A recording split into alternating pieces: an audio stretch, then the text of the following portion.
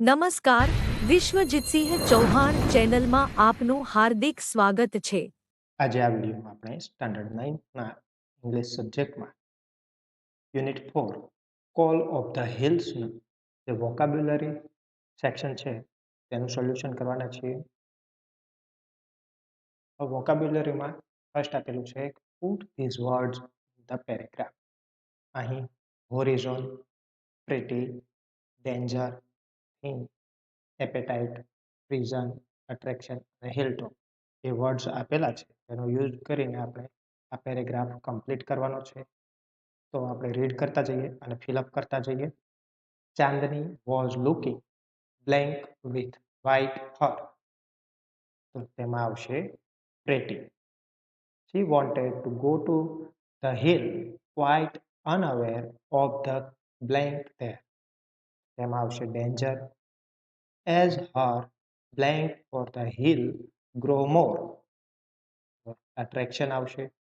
She lost appetite and grew thin. She felt that Abu Khan's small heart was not more than a blank for her. So એમાં આવશે prison.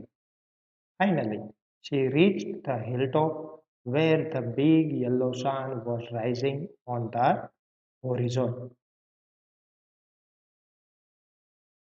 Now, second આપેલું છે કે frame a sentence using the words in each group. Change the order of the word if necessary. અહીં word group આપેલું છે began, a villain, the hero અને fight. તો તેનો યુઝ કરીને આપણે સેન્ટેન્સ બનાવવાનું છે. તો સેન્ટેન્સ થશે the fight between the hero and the villain began. Second છે ભગતસિંહ ફાઇટ ઇન્ડિયા અને ફ્રીડમ. સેન્ટેન્સ બનશે Bhagat Singh lead the fight for India's freedom. Nirali tea toast soak. Nirali used to soak toast in tea. The sun, horizon and evening. The sun sets in the horizon in the evening. Meadow, the cow attract fresh grass.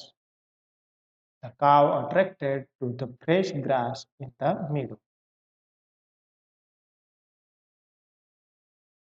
Third આપેલું છે write yes if the underlined word is properly used in the sentence. If not, correct the sentence without replacing that word.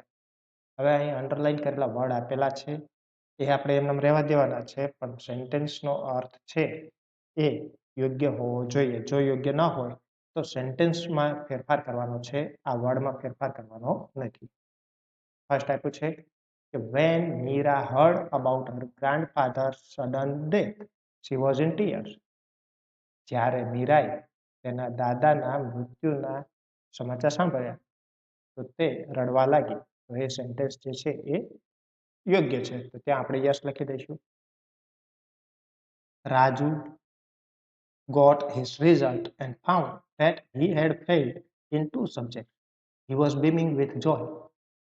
રાજુને તેનું result મળ્યું અને તેણે જાણ્યું કે તે બે સબ્જેક્ટમાં ફેલ થયો છે, તો તે આનંદમાં આવીને ઝૂમ્યું. તો ત્યાં વાક્યમાં ફેલ થાય તો કોઈ આનંદમાં આવે ના, તો આપણે સેન્ટેન્સ સુધારીશું. Raju got his result and found that he stood second in the class. He was beaming with joy. રાજુને રિઝલ્ટ મળ્યું અને તેને ખ્યાલ આવ્યો કે પોતે બીજા નંબરે પાસ થયો છે, તો તે આનંદથી ઝૂમી ઉઠ્યો. થર્ડ આપ્યું છે there was a curfew in the city.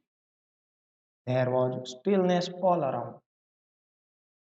સિટીમાં કર્ફ્યુ લાગેલો છે એટલે બધી જ બાજુ એકદમ સ્થિરતા જોવા મળે છે, તો ત્યાં યસ લખીશું કારણ કે યોગ્ય છે. Fourth, everything from the hilltop looks very big. ટેકરીની ટોચ ઉપરથી બધી વસ્તુ મોટી દેખાય છે, તો ત્યાં આ બિગ છે તેના બદલે આપણે સ્મોલ કરી દઈશું, તો આપણું સેન્ટેન્સ યોગ્ય થશે. તો સેન્ટેન્સ લખીએ everything from the hilltop looks very small.